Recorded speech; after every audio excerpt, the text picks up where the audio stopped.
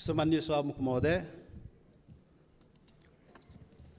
तपाईँ यो बाल्नुभयो, किन बाल्नुभयो होला? खोइ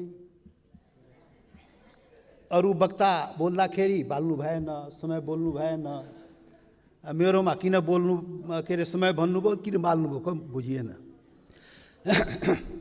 मान्य सदस्य, परम्परा त्यस्तै रहेछ। परम्परा त्यस्तै हो। भेदभाव गर्ने परम्परा कायमै राख्ने, त्यो पनि ठिकै हो। सभामुख महोदय, सभामुख महोदय, यो देशमा सैकड़ों हजारौं पटक संसदको बैठक बसेको छ, तर आजको बैठक सारा नेपाली जनता, सम्पूर्ण सबै नेपाली जनता टकटकी लगाएर यो संसदप्रति हेरिरहेको छ। सारा नेपाली जनता, जनताको प्रतिनिधि, यो जुन संसदमा हामी राजनीतिक दलको रूपमा उपस्थित भएका छौं, जनताको प्रतिनिधि तो राजनीतिक दलले आज यो ऐतिहासिक दिनमा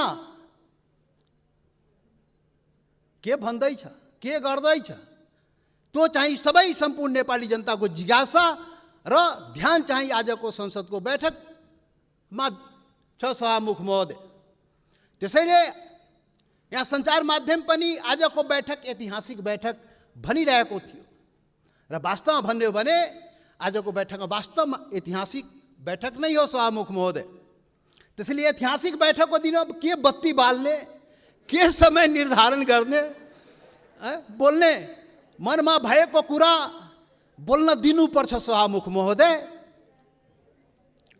सभामुख महोदय, आजको सामान्य यो प्रस्ताव होइन। सभामुख महोदय, यो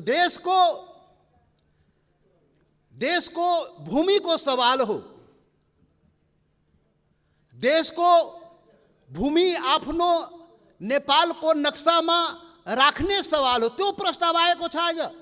यो सामान्य प्रस्ताव होइन। सभामुख महोदय, सम्पूर्ण नेपाली जनताको ढुकढुकी त्यहाँ रहेको छ। सभामुख महोदय, भावना चाहिँ रहेको छ त्यहाँ।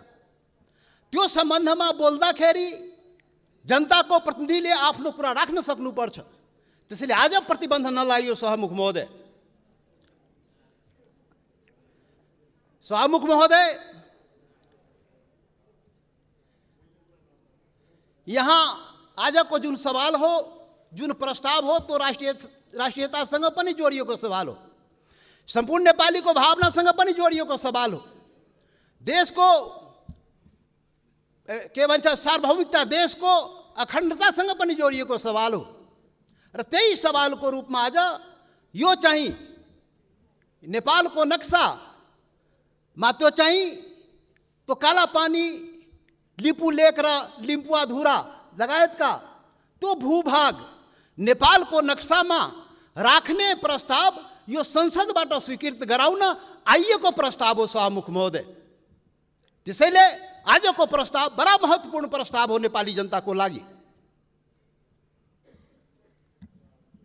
सभामुख महोदय, नेपाली जनता आफ्नो, सम्पूर्ण नेपाली जनता, हिमाल पहाड तराई मधेसका सबै नेपाली जनता आफ्नो देशप्रति, आफ्नो भूमिप्रति सजग छ, समर्पित छ, संवेदनशील छ। यो कुरा आज यो बैठकले देखाउन सक्नुपर्छ। आज यो कुरा हामीले आफ्नो कामबाट देखाउन सक्नुपर्छ। त्यो देखाउनुपर्छ, हामी देखाउला। सभामुख महोदय, यो गर्दाखेरि यहाँ अब के भनौँ, विभिन्न आग्रह पूर्वाग्रहले पनि कुराहरू त सुनिन्छ। राष्ट्रियताको सवाल पनि एक लौटी रे, कसैको एक लौटी राष्ट्रियता रे। राष्ट्रियताको सवाल आउँदाखेरि त्यो मधेसीले राष्ट्रियताको कुरा गर्छ र? गर्दैन नि। अरे राष्ट्रियता कसैको एक लौटी होइन, याद गर्नुहोस्।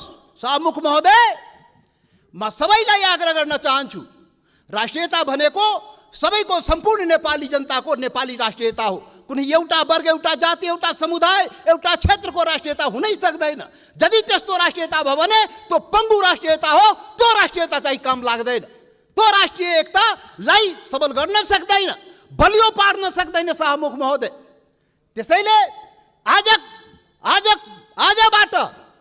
आजबाट राष्ट्रिय एकताको परिभाषा, राष्ट्रियताको परिभाषा र राष्ट्रवाद र राष्ट्रघातको परिभाषा ठिकसँग व्याख्या गरिनुपर्छ र बुझिनुपर्छ शाहमुख महोदय। शाहमुख महोदय, म धेरै आज म केही कुरा राखौँला, समय अलि लिउँला तपाईँको, र यो पनि देश र जनताकै हितमा हुन्छ, राष्ट्रिय एकताकै लागि हुन्छ, राष्ट्रियताका लागि बलियो बनाउने काम हुन्छ, जुन आज म विचार राखिरहेको शाहमुख महोदय। शाहमुख महोदय, यस्तो संवेदनशील घडीमा एकता देखाउने हो। नेपाली जनताले आफ्नो एकता नदेखाए आफ्नो सवालको लागि, आफ्नो भूमिको लागि त कसले देखाइदिने हो? नेपाली जनताले नै देखाउने हो र नेपाली जनताको प्रतिनिधिमूलक संस्था, यो प्रतिनिधि सभाले देखाउने हो।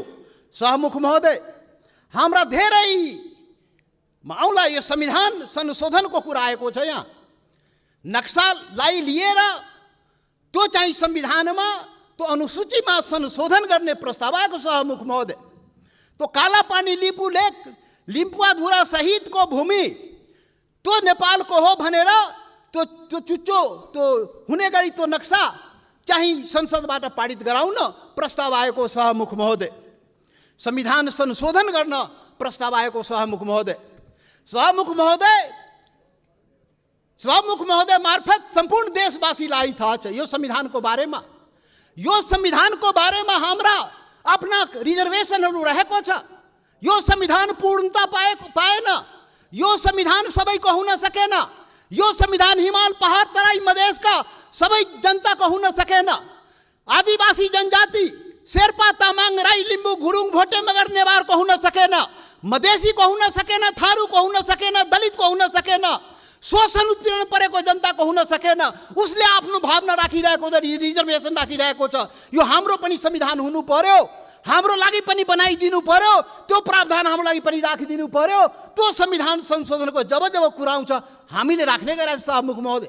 आज पनि संविधान संशोधनकै सवाल आएको छ प्रधानमन्त्रीजी। शाहमुख महोदय, तपाईँ मार्फत प्रधानमन्त्री सौभाग्य आज बसिराख्नु भएको छ, प्रत्यक्ष रूपले सुनिराख्नु भएको छ।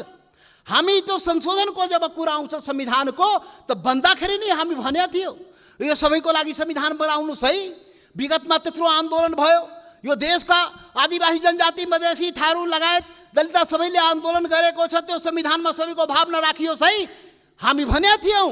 तपाईँहरू सहमति गर्नुभएको थियो शाहमुख महोदय। यो देशको ठुला पार्टी काङ्ग्रेस, कम्युनिस्ट, माओवादी जतिका के भन्छ एमाले, माओवादी सबैले सहमति गरेका थियो। यस्तो संविधान बनाइन्छ र अब यो मुलुकमा विभेद हुँदैन। अब संघीय लोकतान्त्रिक गणतन्त्र आउँछ, सबै नेपाली बराबर हुन्छ, कुनै समुदाय, कुनै वर्ग, कुनै क्षेत्रप्रति केही अन्याय हुँदैन भनेर भनिएको थियो, सम्झौता गरिएको थियो। तर बन्दाखेरि त्यो भएन। त्यो पीडा त भन्न पाइन्छ नि अहिले संविधान संशोधन गर्ने बेलामा। हामीले त भने हो शाहमुख महोदय, जब प्रधानमन्त्रीले नक्सा बनाउनु भयो हामीले भनेको थियौँ राम्रो गर्नुभयो। नेपालको भूमि फिर्ता ल्याउने कुरा जुन गर्नुभयो, नक्सा बनाउनु भयो, राम्रो गर्नुभयो। सर्वदलीय बैठकमा हामी सबैले एकमतले सरकारलाई, प्रधानमन्त्रीलाई हामी भन्यौँ तपाईँ अगाडि बढ्नुहोस्, यो चाहिँ भूमि चाहिँ नक्सा बनाएर मात्रै हुँदैन, फिर्ता ल्याउने पनि कुरा गर्नुहोस् है प्रधानमन्त्रीजी। नक्सा बन्यो। आज संसदबाट के भन्छ अरे संविधान संशोधन समेत गराएर अनुसूचीमा राख्ने कुरा भएको छ। जब संविधान संशोधनको सवाल आउँछ त्यति बेला हामीलाई त्यो पीडा हुन्छ, किनभने यो संविधानको लागि, यो संविधानको अपनत्वको लागि सैकड़ों जनता चाहिँ जान गुमाएको छ, बलिदान दिएको छ शाहमुख महोदय। त्यो पनि राष्ट्रियता हो, त्यो पनि नेपालको जनताको राष्ट्रियता हो, त्यो पनि आफ्नो हक अधिकारको लागि जान गुमाएको छ, सङ्घर्ष गरेको छ, आन्दोलन गरेको छ शाहमुख महोदय। त्यसैले शाहमुख महोदय जब संशोधन कुरा आउँदाखेरि त्यो कुरा पनि हामी राख्ने गरा। त्यसैले हामीले भनेका थियौँ शाहमुख महोदय प्याकेजमा ल्याइदिनुहोस्, यो त्यो कुरा पनि ल्याइदिनुहोस् न, जो हामीले उठाएका सवालहरू पनि त्यो पनि ल्याइदिनुहोस् न, सँगसँगै ल्याइदिनुहोस् न। अनि राम्रो हुन्छ। अनि राष्ट्रिय भूमि मात्र होइन, जनता पनि राष्ट्रियता हो नि त। भूमि मात्रै होइन, जनता समेत, भूमि र जनता मिलाएपछि राष्ट्रियता हुन्छ। जनताको सवाल पनि ल्याइदिनुहोस् न भने आग्रह गरे हो, बिन्ती गरे हो शाहमुख महोदय। तर खोइ आएन। मजबुरन हामी चाहिँ छुट्टै के अरे प्राइभेट बिलको रूपमा यहाँ ल्याउनु पर्यो सभामुख महोदय। अब पछि विचार होला सायद। अब यो 7औं संविधान सभामुख महोदय, 6वटा संविधान त नाश भयो मुलुकमा। 70 वर्षमा 7वटा संविधान, 6वटा संविधान यही कुकर्मले गर्दाखेरि, यही गतिविधिले गर्दाखेरि समाप्त भयो। जनताको माग अनुसार समय सापेक्ष संशोधन भएन भने संविधान जाँदो रहेछ। त्यसैले यो 7औं संविधान, संघीय लोकतान्त्रिक गणतन्त्रको संविधान बडा मेहनतले, त्याग बलिदानले नेपाली जनताले ल्याएको छ। त्यसले यो संविधानको रक्षा हुनुपर्छ। रक्षाको लागि त्यसमा समय सापेक्ष जनताको माग अनुसार सुधार परिवर्तन गर्नुस्। बाइबल कुरान गीता नबनाउनुस्। अब प्रधानमन्त्रीले उचित आवश्यकता भन्नुहुन्छ, खोइ कहिले उचित आवश्यकता आउने थाहै छैन। अब खोइ कसरी हुन्छ हो, त्यो भएन सभामुख महोदय। त्यसैले आजको दिनमा त्यो याद गर्न, रिमाइन्ड गर्न खोजेको, सम्झाउन खोजेको यो संविधान संशोधनको सवाल आउँदाखेरि त्यो जनताको, त्यो हिमाल पहाड तराई मधेसका जनताको भावनालाई पनि सम्झिदिनुहोस्। सम्पूर्ण म भने थिएँ पहिलो दिनमा, पार्टी ठुलो भयो, दिललाई ठुलो बनाउनुहोस् प्रधानमन्त्रीजी भने थिए, प्रचण्डजी भन्ने थिए। तपाईँ दुईजना शीर्ष नेतालाई दिल ठुलो बनाउनुहोस्, त्यो दिलमा सम्पूर्ण नेपालीलाई समेट्नुहोस्, हिमाल पहाड तराई मधेसका सबैलाई समेट्नुहोस् र सबको नेता बन्नुहोस्, सबको संविधान बनाइदिनुहोस्, त्यो भने थिएँ। तर आजसम्म त्यो काम भएन। अब होला कि आज जुन यो संवेदनशील समयमा पनि हामी यो कुरा उठाइरहेकोमा अब हुन्छ। त्यसैले सभामुख महोदय, सबै असन्तुष्टिका बावजुद हाम्रो पुरै असन्तुष्टि छ संविधानप्रति, हाम्रो अधिकारप्रति, पहिचानप्रति, यो देशको जनताको अधिकार र पहिचानप्रति, हिमाल पहाड तराई मधेसको जनताको अधिकार र पहिचानप्रति, उसको समानता र विभेद के विरुद्धमा यो विभिन्न कुराहरू, हाम्रा रिजर्भेसन छ, हाम्रा असन्तुष्टिहरू छ। तर पनि आज जब देशको सवाल उठेको छ, राष्ट्रियताको सवाल उठेको छ, हाम्रो भूमिको सवाल उठेको छ, यो अवस्थामा सबै असन्तुष्टिहरूलाई थाती राखी जनता समाजवादी पार्टीले यो प्रस्ताव, जुन यो नक्सा सम्बन्धी प्रस्ताव जुन आएको, त्यो प्रस्तावलाई जनता समाजवादी पार्टीले सहर्ष समर्थन गर्दछ। त्यसलाई हामी सर्वसम्मत रूपले समर्थन गरेका छौँ सभामुख महोदय। याद रहोस्, हाम्रा असन्तुष्टि हिमाल पहाड तराई मधेसका जनता, तो शेर्पा तामाङ राई लिम्बू गुरुङ भोटे मगर नेवार थारू मधेसी दलित, तो जनताको भावनालाई बुझिदिनुहोस्। यसरी देश चल्दैन त्यति मात्रै भन्ने हो सभामुख महोदय। यसरी देश नचलाउनुहोस्, यो सबैको देश हो। राष्ट्रियता भनेको सम्पूर्ण नेपालीको जनताको मनमा आफ्नो देशप्रति भावना छ र त्यही भावनाको यहाँ प्रतिबिम्बित यहाँ भएको छ। जति असन्तुष्टि भए पनि जब देशको सवाल आउँछ हामी एकजुट भएर उभिन्छौँ। आज हाम्रो बारेमा त अनुहार हेर्ने बित्तिकै मधेसी, यो त राष्ट्रघाती नै होला, यो त मधेसी, यो त विदेशी नै होला, यो त भारतीय नै हो भनेर कुण्ठाबाट भरिएका नस्लीय चिन्तन बोकेकाहरू आजदेखि त्यो हटाइदिऊ। नेपाली सीमाको रक्षा प्रत्येक मधेसी सेना भएर सीमाको रक्षा गरेको छ सभामुख महोदय। नेपालको सेना त्यहाँ बस्नु पर्दैन। मधेसी जनता त्यो सीमाको रक्षा गरेको छ, इमान्दारीसँग गरेको छ। तपाईँ विभेद गरे पनि, तपाईँ अन्याय गरे पनि, सरकारले विभिन्न प्रकारले उसलाई पीडा पुर्याए पनि आफ्नो सीमाको रक्षाको लागि लडेको छ, मरेको छ। त्यसैले सभामुख महोदय, अब यो जनता समाजवादी पार्टी, अब भर्खर हामी एकता प्रक्रियामा पुरा पनि भएको छ, निर्वाचन आयोगमा गएको छ। एक भइसकेर यो वैकल्पिक शक्ति निर्माणको लागि, राष्ट्रिय शक्ति निर्माणको लागि हामी प्रक्रियामा अगाडि बढिसक्यौँ सभामुख महोदय। अब अन्तमा सभामुख महोदय, अब तपाईँ लाइन त नकाट्नु होला, अब अन्तमा आइसके। सभामुख महोदय, एउटा कुरा देशवासी जान्न चाहन्छ, ल यो फेरि राष्ट्रघात यो देशमा हुने हो कि? यो राष्ट्रघाती को हो यो देशमा? पहिचान गर्नु पर्यो। यो राष्ट्रघाती हो को यो देशमा? देश बेचुवाहरू को हो? अरे देश बेचुवाको खोजी हुनुपर्ने नेपाली जनताले त्यो पनि खोजिरहेको छ। अरे त्यो त हाम्रो छँदै थियो नि, त्यो जमिन, त्यो काला पानी लिपु लेक लिपुवा धोरा सहितको नक्सा त नेपालको नक्सामा त थियो 58 वर्ष पहिले। अरे कुन देश बेचुवाले देश बेच्यो? श्वेत पत्र खोइ जारी गरेको? श्वेत पत्र जारी गर्नु पर्दैन? टुडी खेलमा राष्ट्रघातलाई झुन्ड्याउनु पर्दैन, ढाकछोप गर्ने।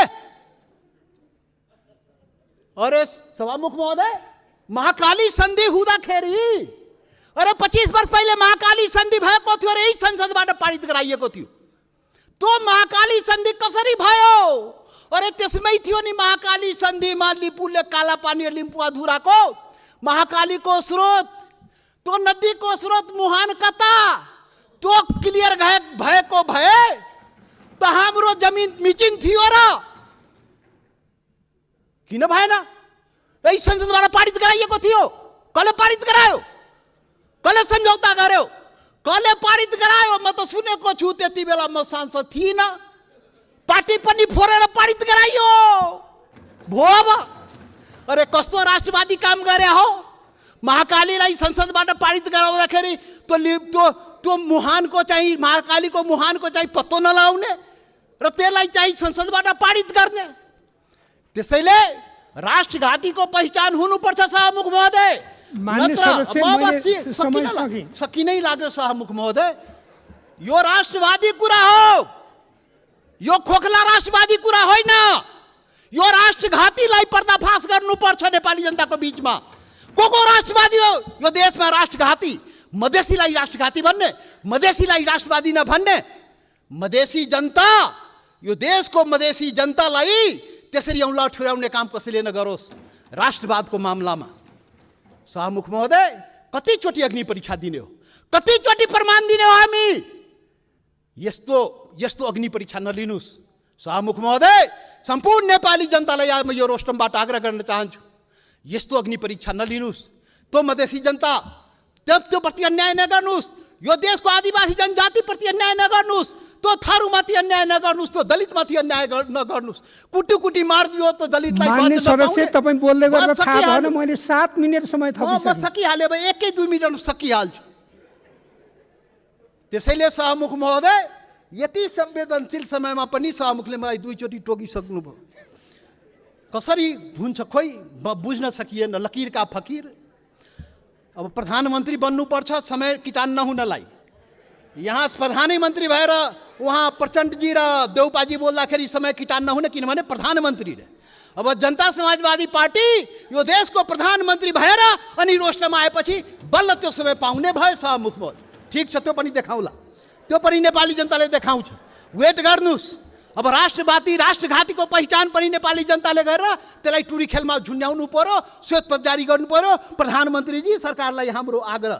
त्यसैले अन्तमा अब सभामुख महोदय, अब हात जोडेर प्रधानमन्त्रीलाई के म प्रार्थना गरेको भने, यो कागजमा कोरेर नेपाली जनता पाउँदैन। त्यो जमिन चाहियो के, त्यो जग्गा चाहियो नेपाली जनतालाई, भूमि चाहियो। यो चाहिँ समय, यो लोड सेडिङ जस्तै बत्ती आए गए जस्तै नक्साबाट उडाइदिने, फेरि राखिदिने, अनि कुर्सी बचाउनलाई राख्या हो कि के हो त्यो पनि मान्छेले भन्छ। के हो अब के हो? त्यसैले सभामुख महोदय, त्यो जमिन फिर्ता ल्याइदिनु पर्यो। प्रधानमन्त्रीजी सरकारले वार्ता गरेर, फेरि वार्ता हेर्नुहोस् सभामुख महोदय, यो बडा संवेदनशील कुरा म भन्दैछु। नेपाल भारतको सम्बन्ध सिंहदरबार र दिल्ली दरबारले बनाएको होइन, याद गर्नुहोला। यो देशको प्रधानमन्त्री केपी ओली र मोदी, नरेन्द्र मोदीले बनाएको सम्बन्ध होइन। यो दुई देशको जनताको बीच बनेको सम्बन्ध, हजारौं वर्षदेखि बनेको सम्बन्धको कडी हो। त्यो हर प्रकारको सम्बन्ध जनताको बीचमा छ, खुला सीमा छ। करोडौं जनता जो तपाईको जनता, मधेसको जनता हो, त्यो त्यसको उपभोग गरिरहेको छ। ऊ आफ्नो दाल नुन चिनी कसरी आउने हो, दवा दारूको त्यो आफ्नै स्तरबाट त्यहाँबाट ल्याउँदो रहेछ। नेपाल सरकारलाई थाहा नभए, मतलब नभए पनि चलिरहेको छ। त्यो सम्बन्ध हो, विशेष सम्बन्ध हो। त्यसैले वार्ता राम्रोसँग गर्नुहोस् र भूमि फिर्ता ल्याउनुहोस्, वार्ताको माहौल बनाउनुहोस्, वातावरण बनाउनुहोस्। यहाँ संसदमा उल्टा पल्टा कुरा गरेर सम्बन्ध के छ माहौल बिगारेर त्यो चाहिँ अलि अप्ठ्यारो भइजान्छ सभामुख महोदय। त्यसैले त्यो चाहिँ वार्ताको माहौल बनाएर हामीलाई जग्गा फिर्ता चाहियो, नेपाली जनतालाई के अरे यो जग्गा फिर्ता चाहियो। त्यसैले अब जनताले के भन्छ भने, यो कोरोनाको अवसरमा जनताको जीवन रक्षा नगर्ने सरकारले हाम्रो भूमिको रक्षा गरिदिन्छ भने जनताले भनिरहेको छ। त्यो चुनौती तपाईको अगाडि छ। जनताको जीवनको रक्षा पनि गर्नुपर्छ, हाम्रो भूमिको रक्षा पनि गर्नुपर्छ। धन्यवाद।